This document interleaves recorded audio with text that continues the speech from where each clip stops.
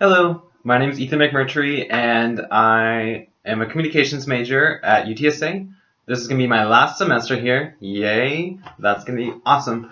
So I'm excited to graduate, but this semester I am taking 6 classes in order to graduate, and I'm also working full-time as an assistant manager at Talbot's. My retail world kind of started when I was 16, and it didn't kind of end, so I just kept in it. I worked at Aeropostale, Pacific Sunwear, Gymboree, HEB, and Talbot's was my last stop so far.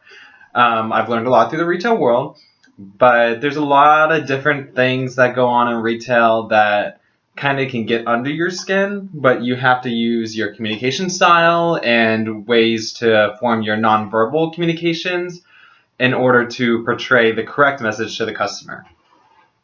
So it's all about communication with the customer, and I think that my major will come in handy. But my hero story today is going to be about one particular customer. Of course, I won't mention names, but she is very interesting.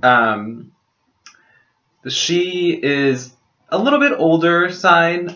Some things happened in her personal life that she's disclosed to us that could have affected her shopping, and that's something that we kind of take into consideration to an extent. She will buy multiple loads of things that she doesn't need, and at our store, most people are worried about numbers, and we are, but we also want to make sure that the customer gets the product that they're not going to bring back and that they're going to want to wear for a lifetime, because that's how long it lasts.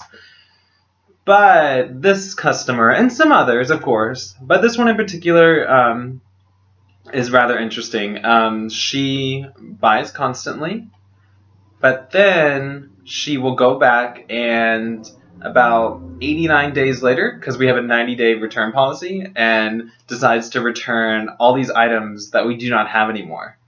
For example, we may be a season ahead, like all retail world is.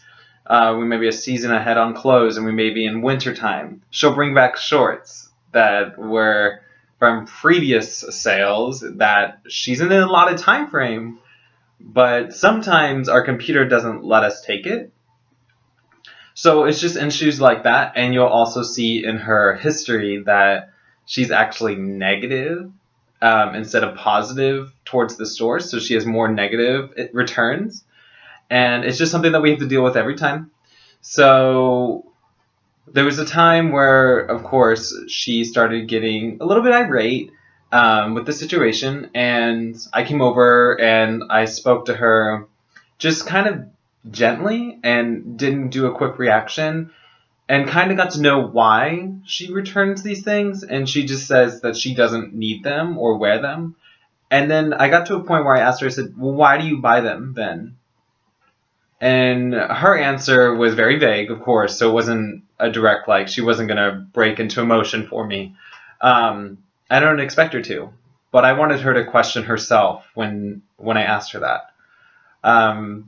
I also have to tell my employees about this customer that she'll come in, and they all know, but it's a training process for them, and I do have to let them know that there are customers like that out there, and it's something that we all have to be aware of as a company. We always want to do what's right for her. We always want to train our employees correctly and make sure that they're doing right for her, but what is also right for us and what's right for the business.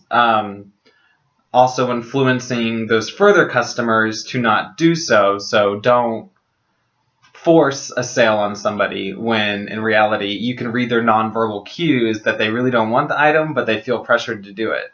And they may just come back the next day when you're not there and return the item. So it's something that we all have to learn. So to sum up my hero story, really, the customer left with a positive attitude, of course, and she did get what she wanted. She did get the return, but we did inform her that we were not unable to be doing this 89-day return any longer. And it's something that she understood, but unfortunately, with every hero story, there's not always a positive ending.